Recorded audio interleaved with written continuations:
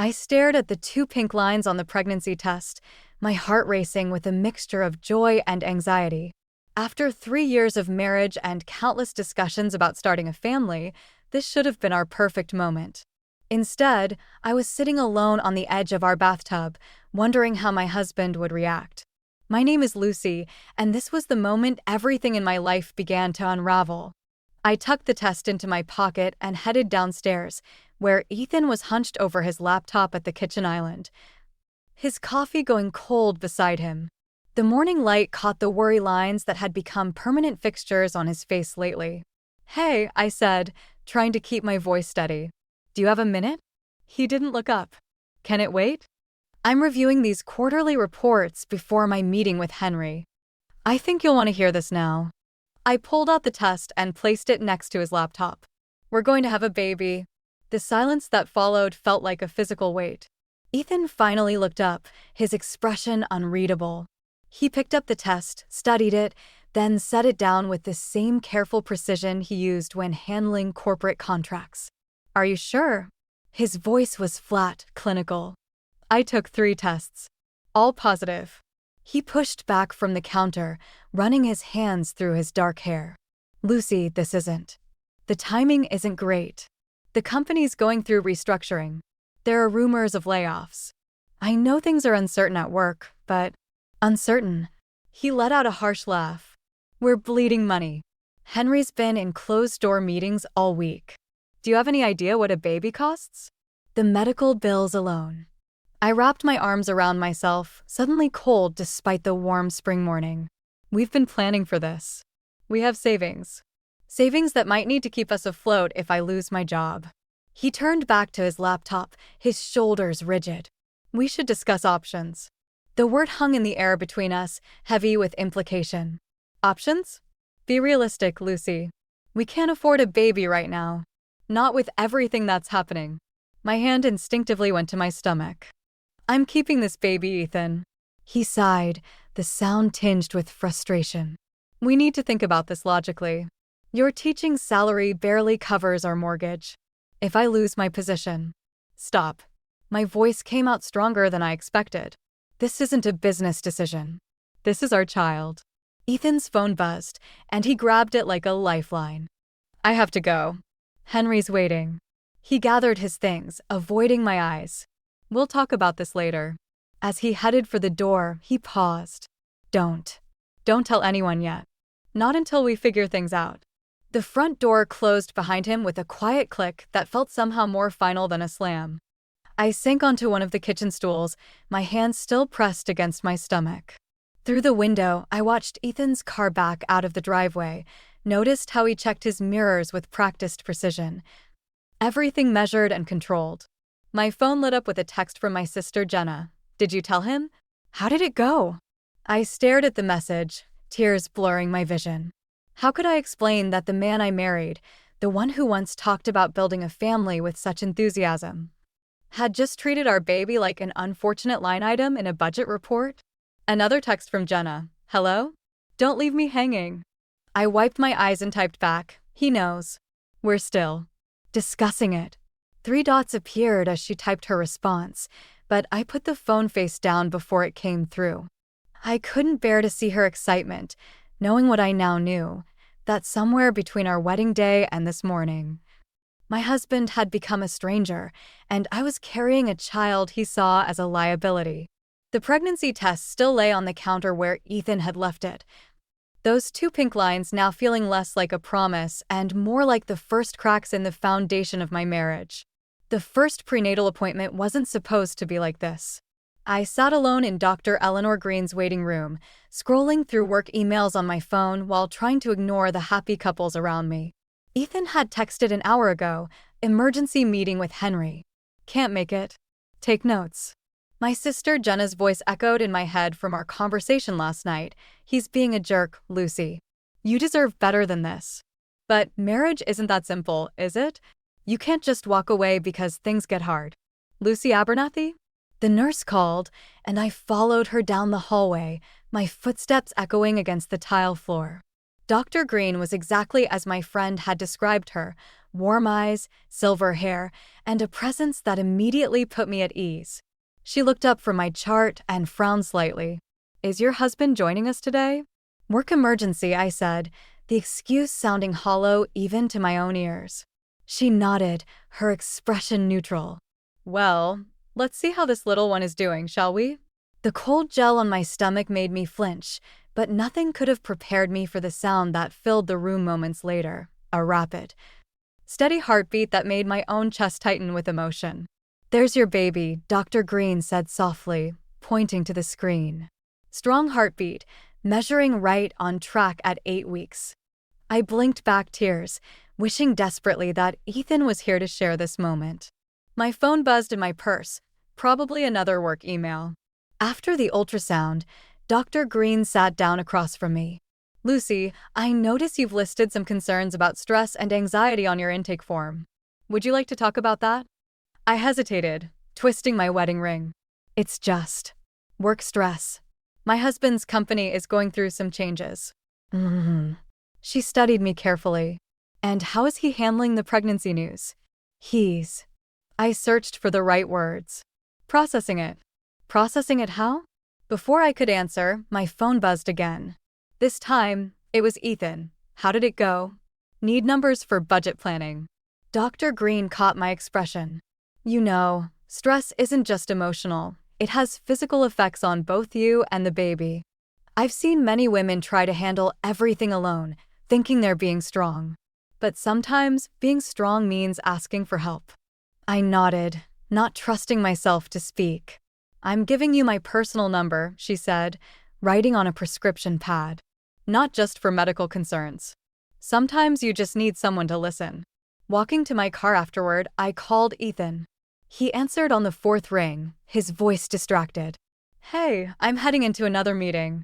"The baby's healthy," I said quickly. Strong heartbeat. "I have pictures." "Good, good." "Listen, Henry's implementing cost-cutting measures. We need to talk about our expenses. Can you put together a spreadsheet of expected medical costs?" I stopped walking, my free hand clutching the ultrasound photos. "Ethan, did you hear what I said? Our baby has a heartbeat. We saw them today." "Lucy, I'm trying to make sure we can afford this baby. That's what matters right now." His voice turned sharp.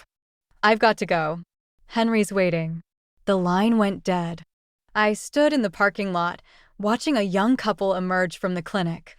The man's arm protectively around his partner's waist as they laughed about something together. My phone buzzed again. "Jenna, how was the appointment? Want to grab lunch?" I started typing a response, but my vision blurred with tears. Instead, I called her. "Hey sis," she answered cheerfully. "How's my future niece or nephew?" "Healthy," I managed, my voice cracking. "Everything's healthy." There was a pause. "Where are you?" "I'm coming to get you." "The clinic parking lot." "Jenna, I don't know what to do." He didn't even want to see the pictures. "Stay there," she said, her voice hard with anger. "I'm 10 minutes away." "And Lucy?" "This isn't okay." "What he's doing, it's not okay." I ended the call and leaned against my car, looking down at the ultrasound photos. There, in grainy black and white, was my baby, our baby. But increasingly, it felt like I was the only one who saw it that way. Dr. Green's card felt heavy in my pocket, a lifeline I wasn't ready to acknowledge I might need. Behind me, the clinic door opened again, releasing another happy couple into the sunshine, their future seemingly as bright as the morning sky. Mine felt increasingly shadowed by storm clouds. I never meant to find the emails. I was looking for our tax documents on Ethan's laptop when a notification popped up. Singapore relocation package, confidential. My hands trembled as I clicked the message. The timestamp showed 3 weeks ago, right around when I told him about the baby. The email chain detailed a senior position at their Singapore office, complete with housing allowance and international school credits. School credits. For children we didn't have yet. Children he apparently didn't want. The front door clicked open downstairs. I quickly closed the laptop, my heart pounding against my ribs. "Lucy?" Ethan called out. "You home?" "In the office," I answered, trying to keep my voice steady, looking for the tax forms. He appeared in the doorway, loosening his tie. Those are all digital now. I'll send them to you. His eyes narrowed slightly. Were you on my laptop? When were you going to tell me about Singapore? The silence that followed was deafening. Ethan's face went through a series of micro-expressions before settling on something between anger and defensiveness. You went through my emails? Don't deflect. How long have you been planning this? He ran a hand through his hair, a gesture I once found endearing. Now it just seemed calculated, like everything else about him lately. It's just an option Henry presented. Nothing's decided. Nothing's decided? I stood up, one hand instinctively going to my stomach. They're offering you school credits, Ethan. You've clearly been discussing this for a while. This is exactly why I didn't tell you, he snapped. You're getting emotional instead of looking at this rationally.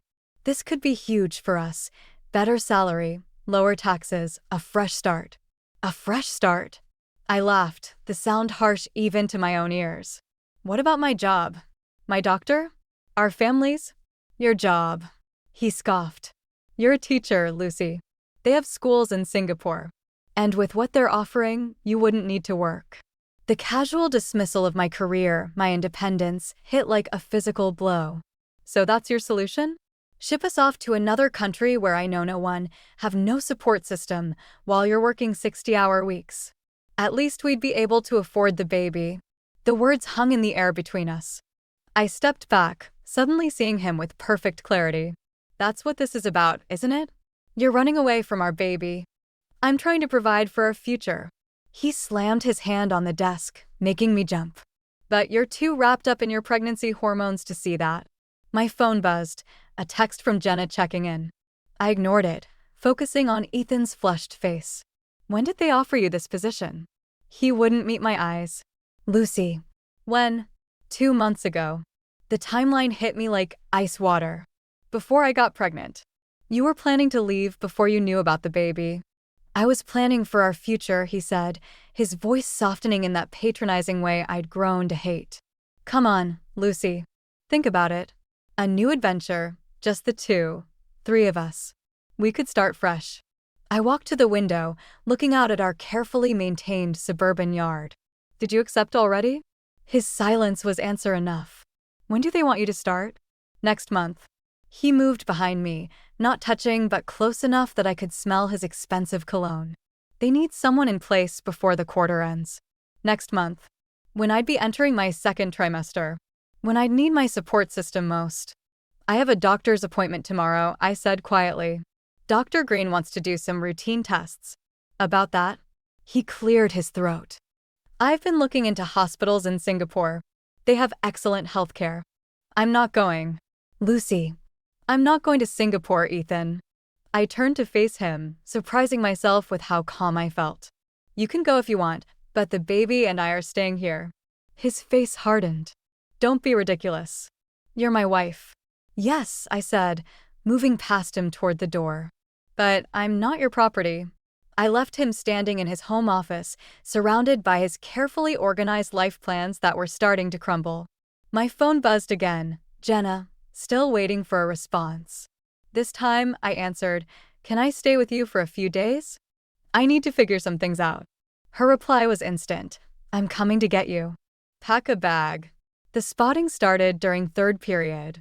I'd been teaching my 5th graders about fractions when a wave of dizziness hit me, followed by that telltale warmth.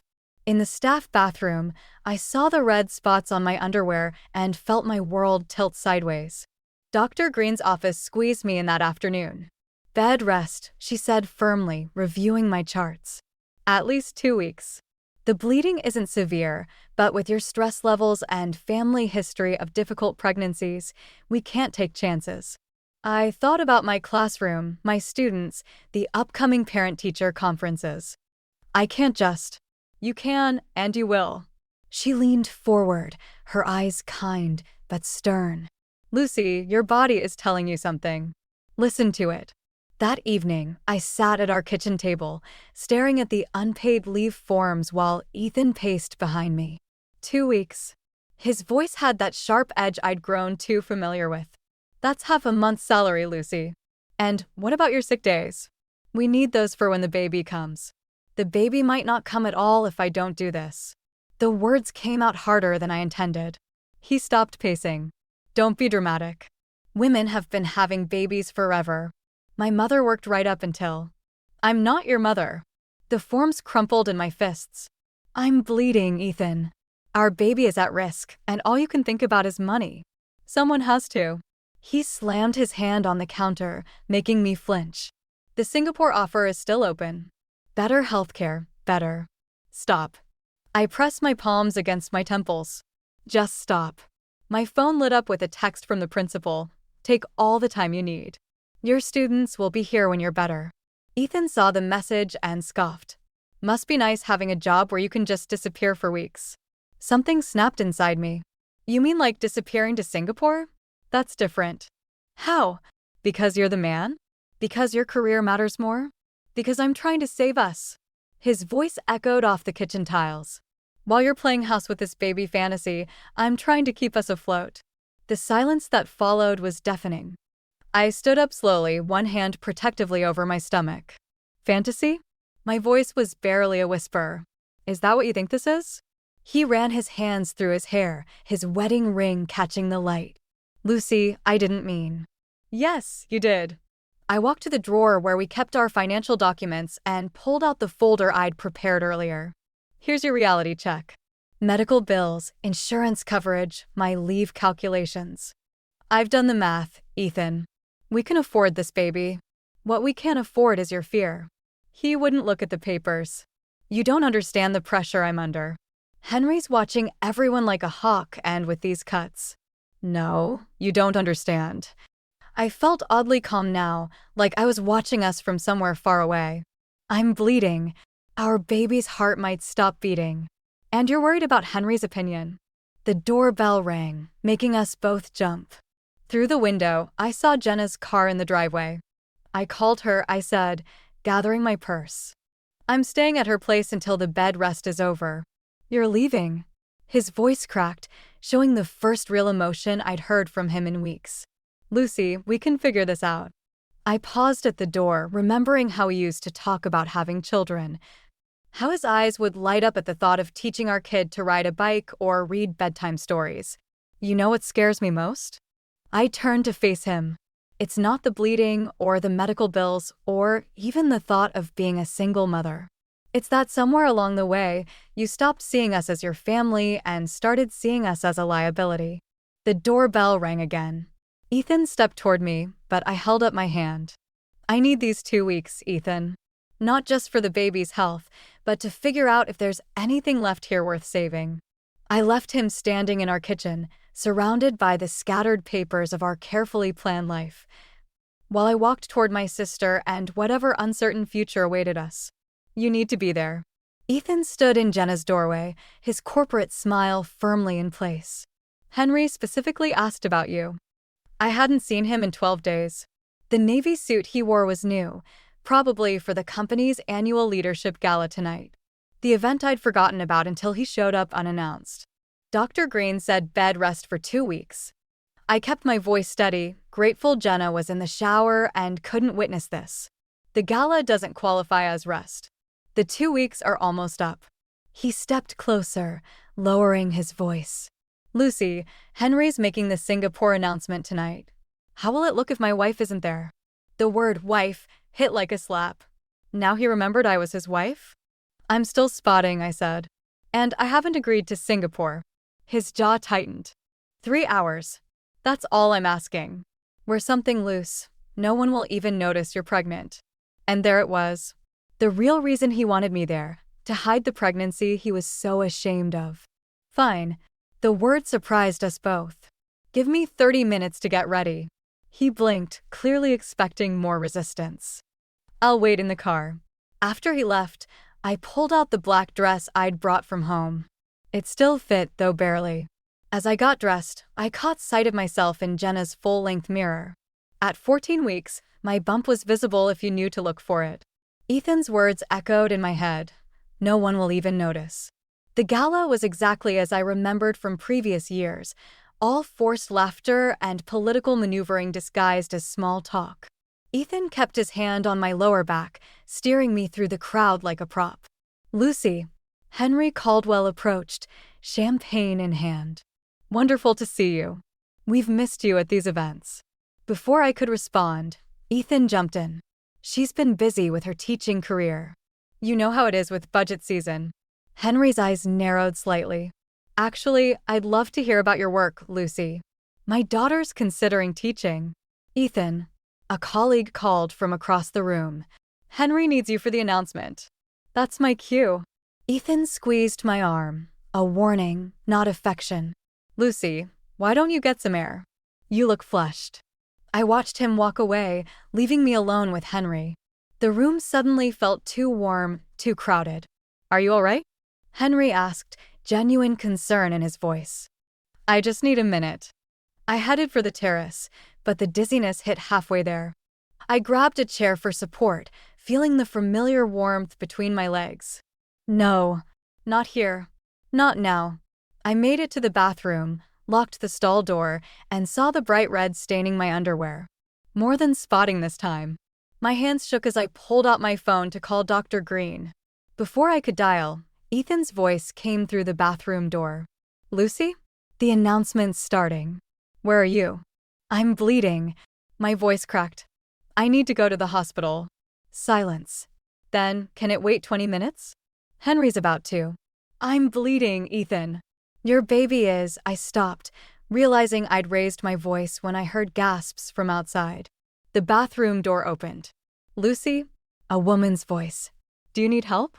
"She's fine." Ethan's voice was tight with anger. "Lucy, you're making a scene. Just clean yourself up and come out.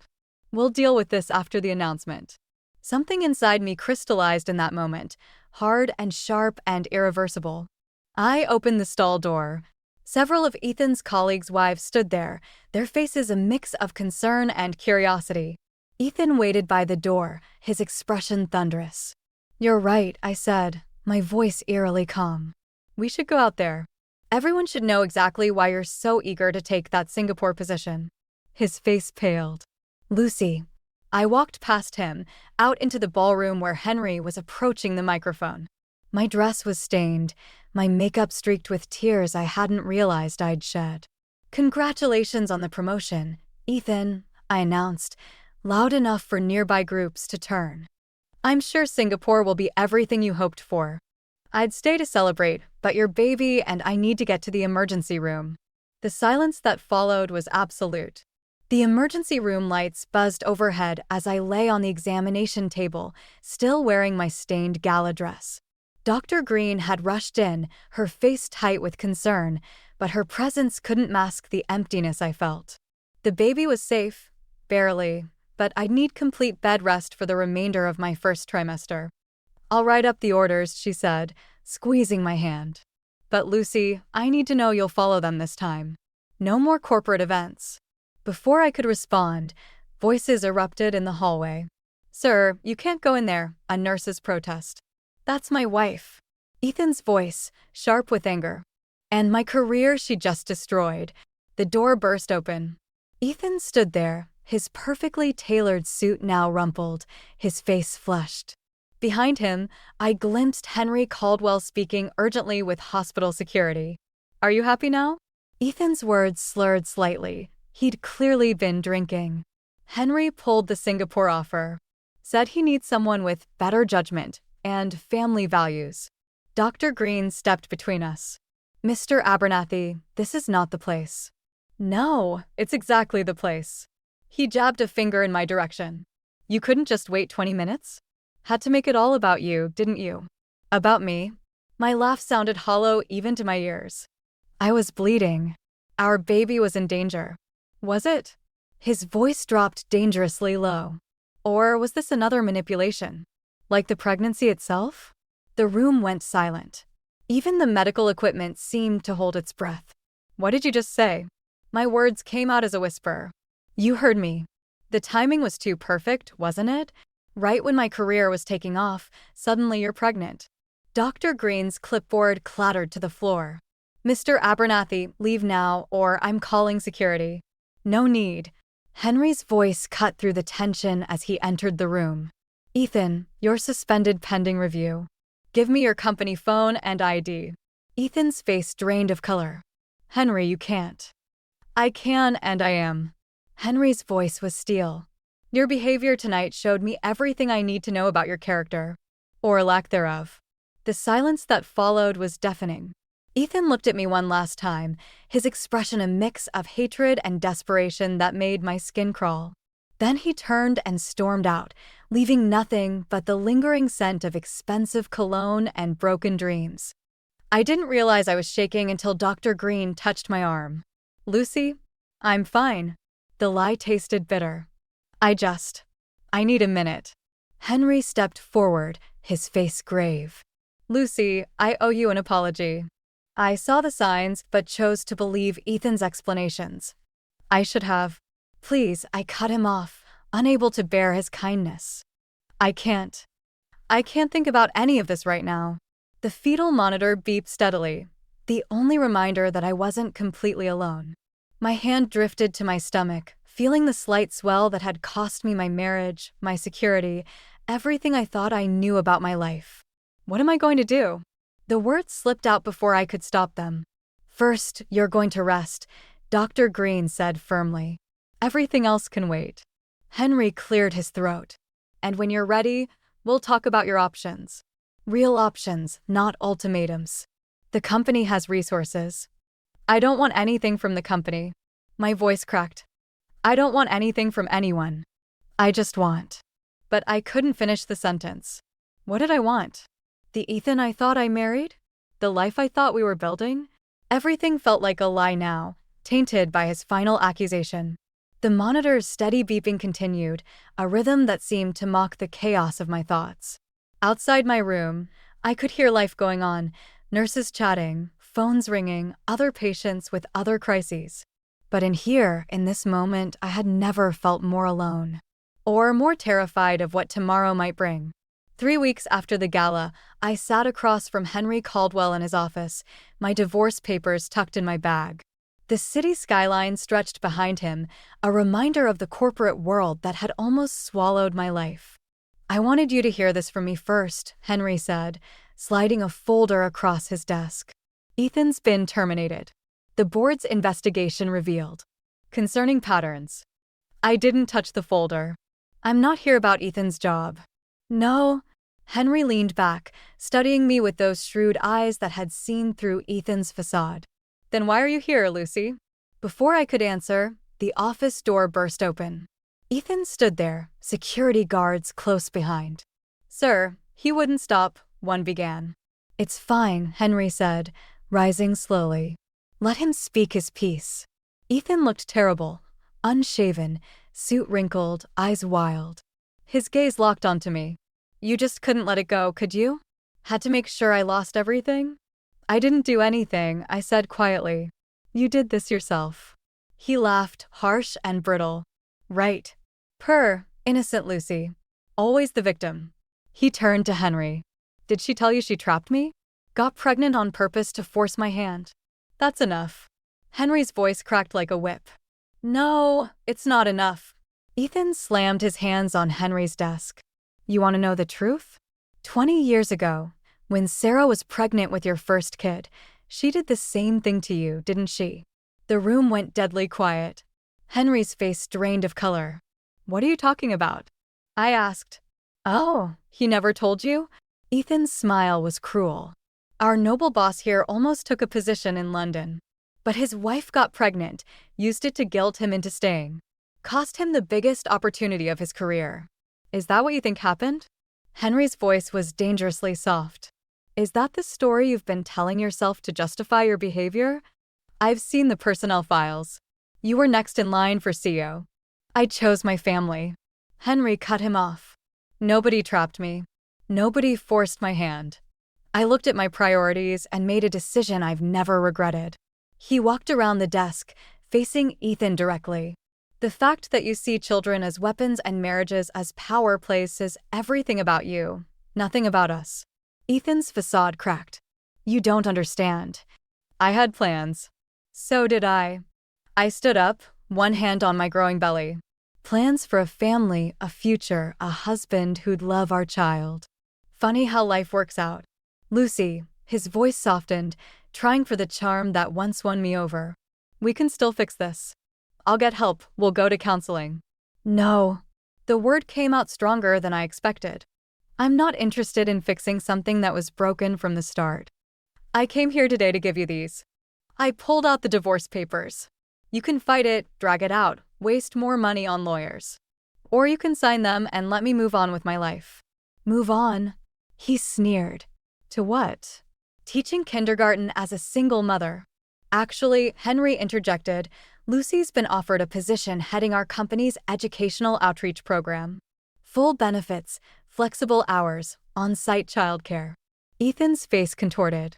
You're giving her my job? No, I said before Henry could respond. I'm creating my own path. Something that doesn't require me to sacrifice my soul or my child's well-being for a corner office. Security finally stepped forward, but Ethan was deflating, the fight leaving him as reality set in. He looked at the divorce papers, then at me, seeing perhaps for the first time the woman I'd become instead of the one he'd tried to control. You'll regret this, he said, but the words held no power anymore. No, I replied, gathering my things. The only thing I regret is not seeing you clearly sooner. But our baby helped me find that clarity. So in a way, I should thank you. Your worst fear brought out my greatest strength. I left him standing there, Henry's quiet approval and the security guard's presence ensuring my exit would be dignified. In my pocket, the first ultrasound photo of my baby, my future, crinkled softly with each step toward freedom. 6 months later, I stood in my new apartment, watching the sunrise paint the city in shades of gold. At 32 weeks pregnant, my daughter, yes, a girl, kicked steadily against my palm as I sipped my morning tea. The doorbell rang. Jenna had been checking on me daily since the move, but this early? I opened the door to find Henry holding a worn leather briefcase. I hope I'm not interrupting, he said. There's something I need to share with you. I led him to my small living room, where boxes still waited to be unpacked. He settled into an armchair, pulling out an old envelope.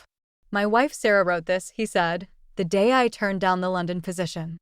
I've never shown it to anyone else. The paper was yellowed, the handwriting elegant but firm. My dearest Henry, I know you believe you're sacrificing your dreams for us. But sometimes life's greatest opportunities aren't the ones that look best on paper. I looked up, meeting Henry's eyes.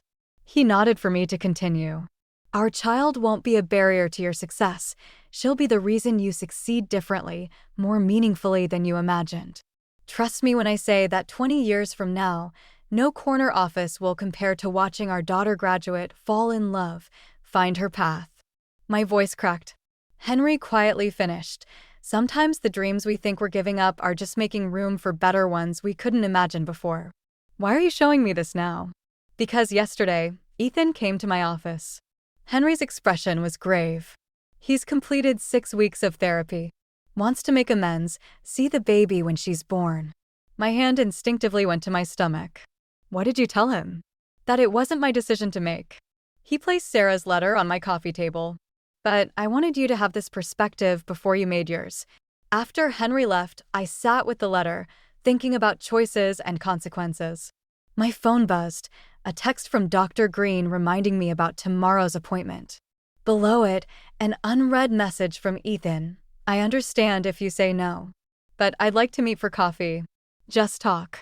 The baby kicked again, stronger this time. I walked to the nursery, my favorite room in the new apartment. The walls were a soft green, the color of new growth. Jenna had helped me paint them, both of us laughing as we debated shade names like Springtime Whisper versus Morning Meadow. On the dresser sat the ultrasound photo from that first appointment Ethan missed. Beside it, my new business cards, Lucy Abernathy, Director of Educational Initiatives. The morning sun streamed through the window, catching the mobile of paper cranes hanging above the crib, a gift from Henry's granddaughter, who'd folded each one herself. For good luck, she'd said, and new beginnings.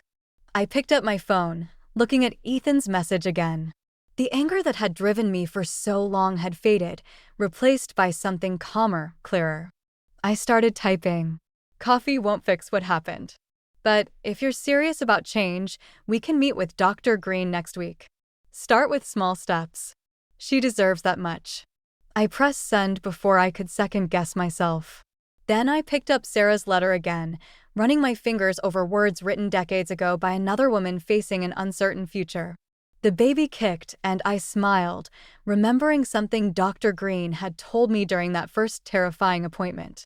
Babies don't come with guarantees, Lucy. Just opportunities. She was right. There were no guarantees that Ethan's therapy would stick, that my new job would fulfill me, that motherhood would be everything I hoped. But standing in the sunny room, surrounded by evidence of the community I'd built from the ashes of my marriage, I realized something important. Sometimes revenge isn't about destroying the person who hurt you. Sometimes it's about building something so beautiful from the wreckage that they're forced to witness your joy from the outside. I folded Sarah's letter carefully, placing it in the baby book I'd started. One day, my daughter would read it and understand that her story didn't begin with betrayal or end with revenge. It began with choice. My choice to believe in better dreams.